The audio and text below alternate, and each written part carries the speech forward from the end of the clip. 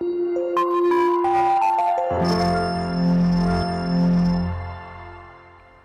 children, how are you? I hope you all are doing good. Children, today I am going to narrate you a story of Emperor Penguin. We all know that birds fly. There are some birds called flightless birds because they have wings but cannot fly. One of these birds is a penguin. Flightless means जो bird उड़ नहीं सकती, और उनमें से एक bird का नाम क्या है? Penguin. The Antarctica region is a land full of ice and snow. Freezing winds blow there almost all the time, and the sun comes out only for a small part of the year.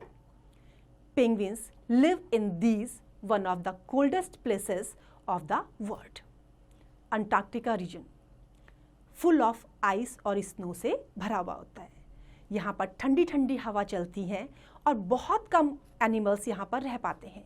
सूरज बहुत कम time के लिए निकलता है और penguin bird उनमें से एक है जो इस कोल्डेस्ट प्लेस में रहती है. There are a variety of penguins. One of them is the baby emperor penguin. Penguins की वैरायटी होती है, बहुत सी वैरायटीज है, और उनमें से एक बेबी एम्परर पेंगुइन है. They grow up to be the largest of penguins. वो लार्जेस्ट पेंगुइन्स बन जाते हैं. The fully grown emperor penguin is about 4 feet tall or a little more than a meter. जो fully grown emperor penguin होता है उसकी जो length होती है that is about 4 feet tall, और लगभग 1 मीटर तक भी ये हो सकता है. 1 मीटर से भी ज़्यादा हो सकता है. जितने बड़े आप हैं, as tall as you might be, इतना बड़ा एम्परर पेंगुइन हो सकता है. The long shape of its body helps it live in the cold region. जो इसका long shape है वो cold region में रहने में इसकी help करता है. The thick layer of skin present on the body is called blubber, while the thick layer of the light feathers are called down. जो light feathers की जो thick layers होती है उसे क्या कहा जाता है? They are called down. Both keep the body heat in and the cold air out. दोनों ही थिक लेयर जो इसके अपर उसमें है बॉडी में और जो डाउन में है, दोनों ही इसकी बॉडी हीट को कोल्ड एयर में हेल्प करते हैं. Emperor penguins have short wings that help them dive into the deep sea and catch large fish. जो एम्परर पेंगुइन के शॉर्ट विंग्स होते हैं वो फिश को कैच करने में और शिप में डाइव करने में उसकी हेल्प करते हैं. They are the best swimmers as they can swim about 10 to 15 kilometer in an hour. Best swimmer माने जाते हैं. क्यों माने जाते हैं? क्योंकि 10 से 15 किलोमीटर तक ये लोग 1 घंटे में कम से कम स्विम कर सकते हैं. Emperor penguin take care of their young ones in a strange and wonderful way. अपने जो यंग वंस की केयर करना है बहुत वंडरफुल तरीके से ये करते हैं.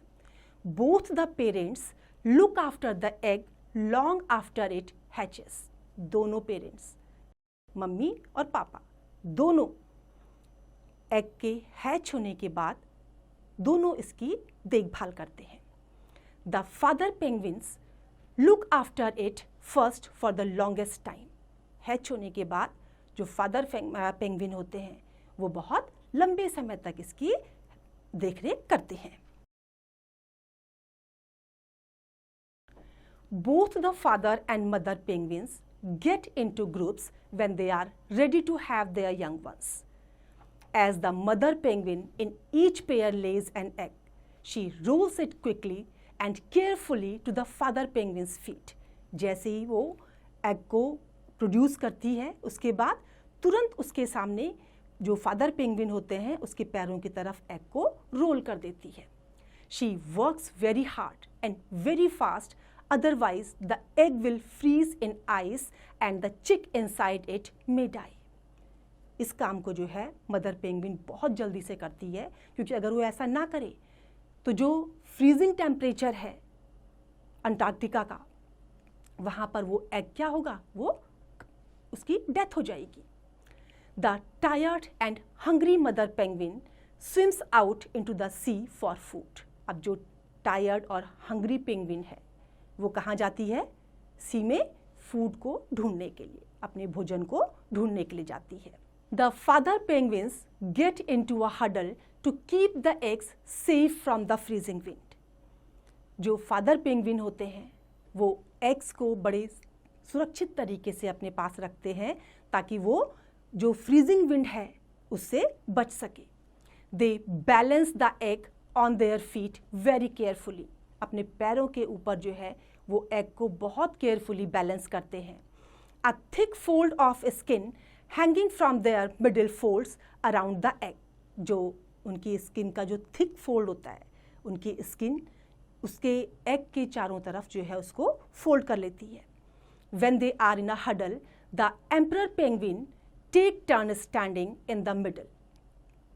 जब वो हडल उसमें होते हैं तो जो एम्परर पेंगुइन होता है वो वहाँ से क्या करता है? मिडल में टर्न करता है. while the others stand around to keep the eggs warm.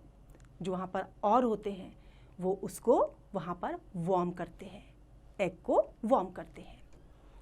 It takes 64 days for an egg to hatch. Egg को हैच करने में नियर अबाउट 64 days लगते हैं. Until the egg hatches, the father penguin has to stand waiting patiently in the same manner. जब तक egg hatch होता है father penguin को वहाँ पर पेशेंटली स्टैंड करने में कम से कम बहुत लंबा टाइम लगता है और पेशेंटली उनको वहाँ पर उसी तरीके से बिल्कुल स्टैंड करना होता है, उनको वहाँ से मूव नहीं करना होता.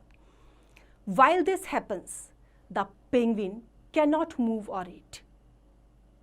जो ये प्रोसेस चल रहा होता है हैचिंग का, उसमें पेंगुइन वहाँ से मूव नहीं कर सकता और कुछ खा भी नहीं सकता. It is about 115 days of not eating for the father penguin. Near about 115 days तक फादर पेंगुइन जो है कुछ भी नहीं खाते. He loses weight and becomes very thin. जब 115 डेज तक वो कुछ नहीं खाते हैं तो उससे क्या होता है? उनका वेट लॉस हो जाता है और वो बहुत थिन हो जाते हैं. Just a few days later, when the egg hatches, the mothers return from the sea. They mystically know this has happened.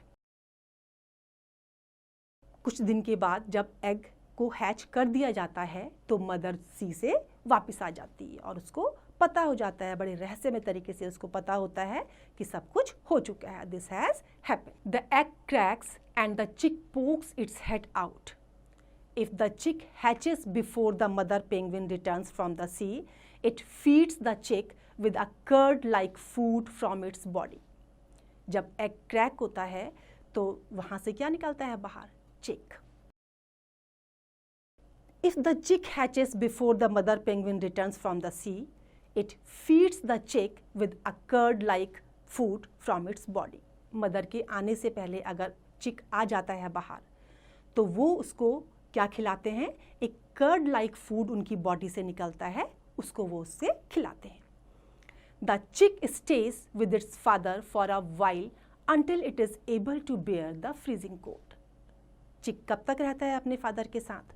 जब तक वो इस लायक ना हो जाए कि फ्रीजिंग कोल्ड को वो टॉलरेट कर सके. बियर करना मीन्स सहन करना. बियर मीन्स सहन करना. Now is the turn of the mother penguin. They feed and take care of the baby chicks. They feed them with the food they have stored in their stomach. अब father का turn over हो गया, किसका turn आया? Mother penguin का. जो कुछ भी फूड उनके पास स्टोर्ड होता है उनके स्टमक में, अब वो चिक को वो फूड देना शुरू करते हैं. It is now time for the fathers to eat. Sometimes they have to come about 100 kilometers over the ice and snow in search of food. When they return, the chicks are older and now both the mother and father penguins look after their chicks. First time mother गई थी, अब किसका turn आया? Father का turn. अब वो अपने खाने की तलाश में बहुत दूर तक जाते हैं और जब रिटर्न होते हैं वहाँ से, जब वापस होते हैं, तब तक जो है उनका चिक बहुत बड़ा हो गया होता है और अब वो अपने फादर और मदर दोनों के साथ में रहता है। After 45 days, the chicks get together in a group called crush and huddle together to keep themselves warm. 45 days के बाद जो चिक्स होते हैं वो एक साथ ग्रुप में आ जाते हैं और फिर अपने आप को एक साथ रह करके वार्म करते हैं। While they do so, the parents move out to the sea and return every now and then to feed their chicks. जब वो ऐसा करते हैं तो पेरेंट्स क्या होते हैं, बार बार बारी बारी से वापस आते हैं और अपने चिक्स को फीड कराते हैं। A crush may have many thousands of baby birds huddling together and live through the freezing temperature around them. उस क्रश में हजारों बेबी बर्ड्स एक साथ रहते हैं और एक साथ उस फ्रीजिंग टेम्परेचर से अपने आप को बचाते हैं। A day comes when the chicks are ready to move and swim by themselves in the sea. और उसके बाद जब वो बड़े हो जाते हैं तो वो दिन भी आ जाता है जब वो अपने आप स्विम करने के लिए सी में चले जाते हैं। तो देखा बच्चों, आया ना मज़ा? किस तरीके से हमें पेंगुइन के बारे में पता चला कि कैसे वो अंटार्कटिका जैसे कोल्ड रीजन में सर्वाइव करते हैं। I hope you have enjoyed the story too much. Now it's time to revise. You can revise it.